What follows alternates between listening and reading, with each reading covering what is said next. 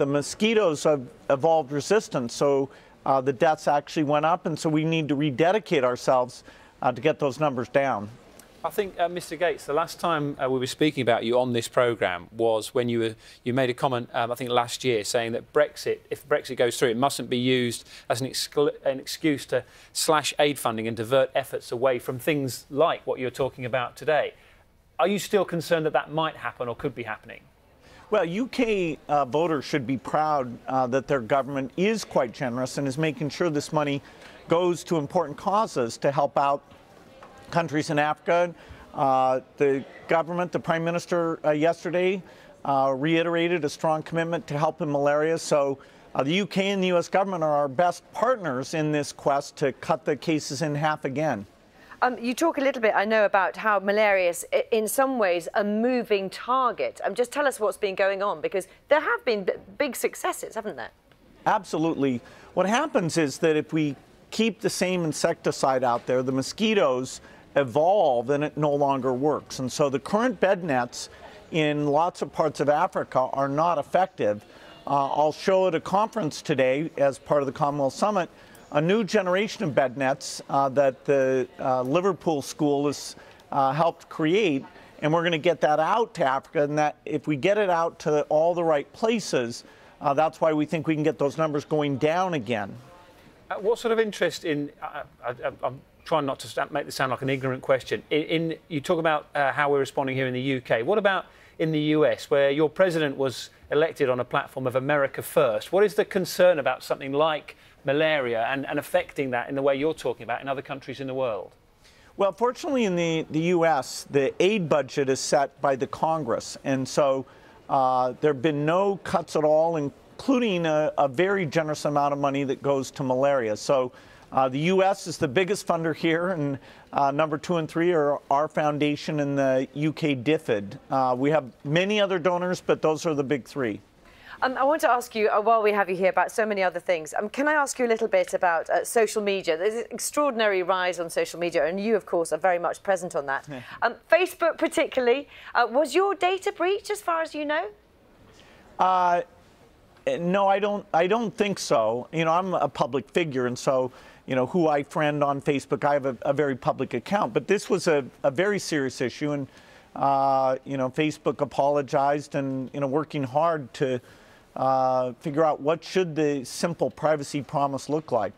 We're seeing a picture now on Mark Zuckerberg's page, Facebook page, with a picture of you and him. I know you know each other very well. How do you think that he and Facebook have dealt with the scandal? Well, they've committed to do better, and you know, I think Mark is a great person. He's got great intentions here. He's at the center of some very tough issues about what is free speech versus what is hate speech, and how do we get people still talking to people they disagree with, and exactly when should your data be used. So I think they'll do their best and work with governments on what the new set of regulations should be. I'm really interested because you are so much at the forefront of all of this, and I think your dream was to have a PC in every home. I mean, now we've got one in every hand virtually. You know, what's your assessment? Is it a good thing?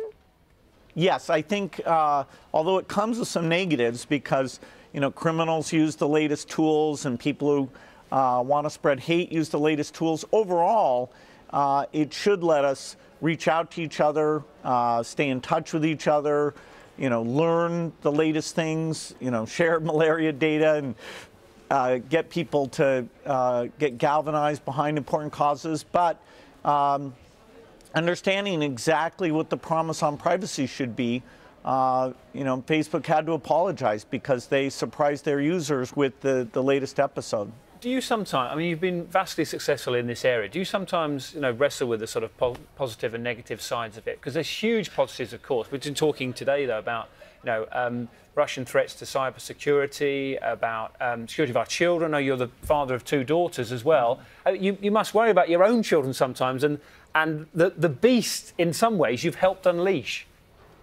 Well, innovation, you know, when the car came along, you know, it wasn't without problems, including car wrecks and how parents should deal with that. you know, for my kids, there was always the question of what age they would get cell phones, what the policies would be. So parents do need to be engaged here. They can't just assume that it's going to be used all for good things. Let's just talk about cybersecurity in general, because we know, that there's so much sort of impact and concern about that moment. Are Western governments, do you think, doing enough? No, I think they're adding their expertise, but you know, the idea of how you take people who've been more classic military and understand what does a cyber threat look like? How do you get the top technical people in there? All the governments are having to scramble to make sure that they're sophisticated, and yet, you know, there's rules even for government. The rules are more strict for companies, but you know, governments are having to figure out, okay, what is it that they won't be able to see, and how do they still enforce the laws and avoid terrorism? What do you think is the next sort of giant technological stride that we will make? Maybe, I don't know, 5, 10 years down the line? Well, the fact that computers can now see means that a lot of tasks can be automated, and you know, the dream of robots, that is going to happen. It'll make a lot of things more efficient, but you know, it means we have to train people better because parts of the jobs market will be different. So overall, that will increase our productivity. It will be a good thing. Okay, I want to ask you a question. I mean, you choose to spend so much of your money on charitable causes, all sorts of different causes. What's your biggest luxury?